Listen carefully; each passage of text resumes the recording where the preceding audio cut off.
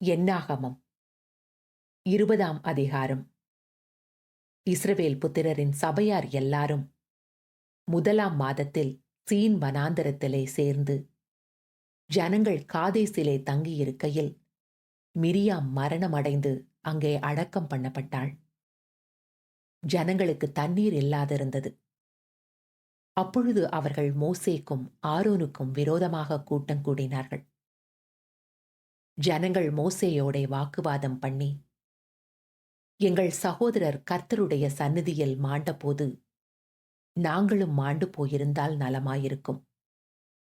நாங்களும் எங்கள் மிருகங்களும் இங்கே சாகும்படி நீங்கள் கர்த்தரின் சபையை இந்த வனாந்தரத்திலே கொண்டு வந்தது என்ன?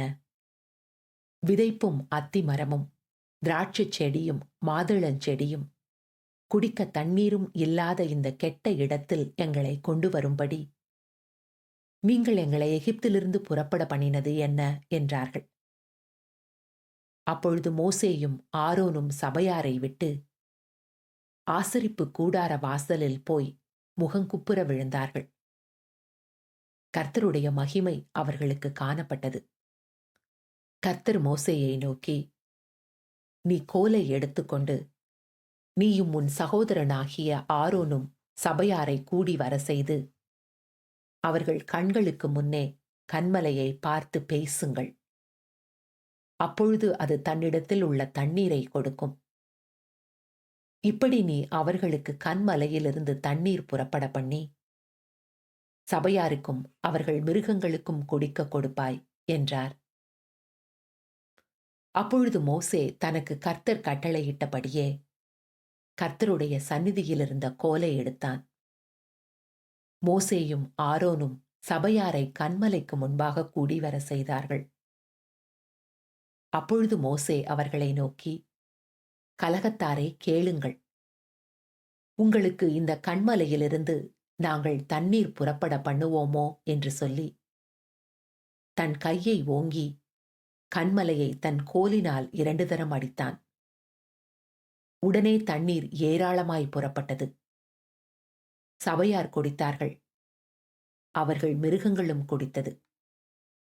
பின்பு கர்த்தர் மோசேயையும் ஆரோனையும் நோக்கி, இஸ்ரவேல் புத்திரரின் கண்களுக்கு முன்பாக என்னை பரிசுத்தம் பண்ணும்படி நீங்கள் என்னை விசுவாசியாமற் போனபடியினால் இந்த சபையாருக்கு நான் கொடுத்த தேசத்திற்குள் நீங்கள் அவர்களை கொண்டு போவதில்லை என்றார்.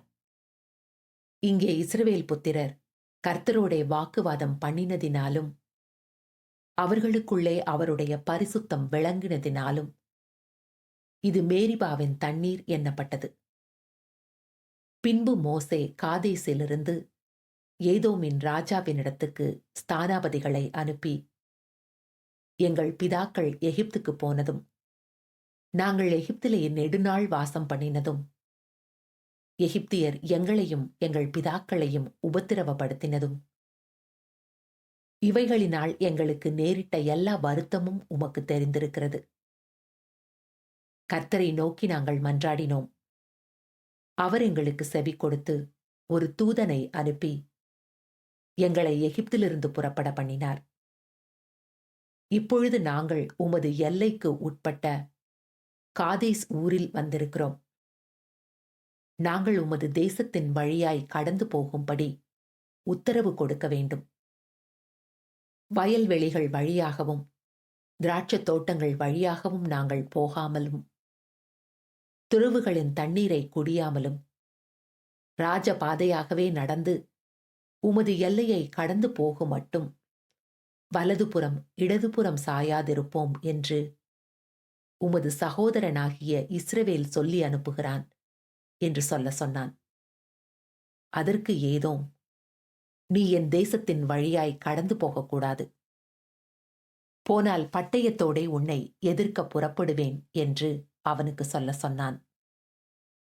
அப்பொழுது இஸ்ரவேல் புத்திரர் அவனை நோக்கி, நடப்பான பாதையின் வழியாய் போவோம்.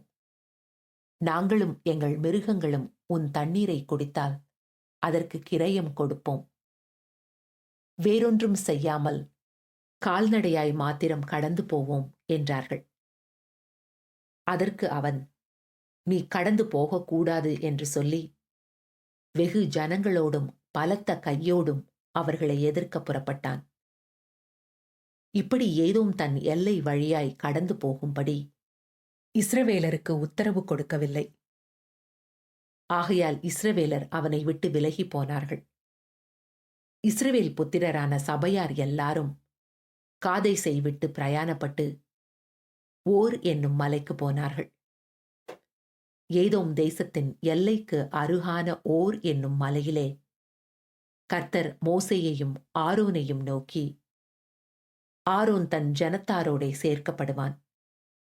மேரிபாவின் தண்ணீரை பற்றிய காரியத்தில் நீங்கள் என் வாக்குக்கு கீழ்ப்படியாமற் போனபடியினால் நான் இஸ்ரவேல் புத்திரருக்கு கொடுக்கிற தேசத்தில் அவன் பிரவேசிப்பதில்லை. நீ ஆரோனையும் அவன் குமாரனாகிய எலெயாசாரையும் கூட்டிக் கொண்டு அவர்களை ஓர் என்னும் மலையில் ஏறப்பண்ணி ஆரோன் உடுத்தியிருக்கிற வஸ்திரங்களை கழற்றி அவைகளை அவன் குமாரனாகிய எலெயாசாருக்கு உடுத்துவாயாக. ஆரோன் அங்கே மரித்து தன் ஜனத்தாரோடே சேர்க்கப்படுவான் என்றார். கர்த்தர் கட்டளையிட்டபடியே மோசே செய்தான். சபையார் எல்லாரும் பார்க்க அவர்கள் ஓர் என்னும் மலையில் ஏறினார்கள்.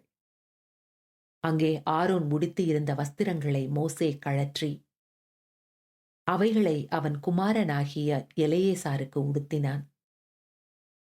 அப்பொழுது ஆரோன் அங்கே மலையின் உச்சியிலே மரித்தான்.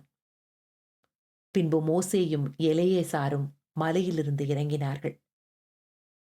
ஆரோன் ஜீவித்து போனான் என்பதை சபையார் எல்லாரும் கண்டபோது இஸ்ரவேல் வம்சத்தார் எல்லாரும் ஆரோனுக்காக 30 நாள் துக்கம் கொண்டாடினார்கள்.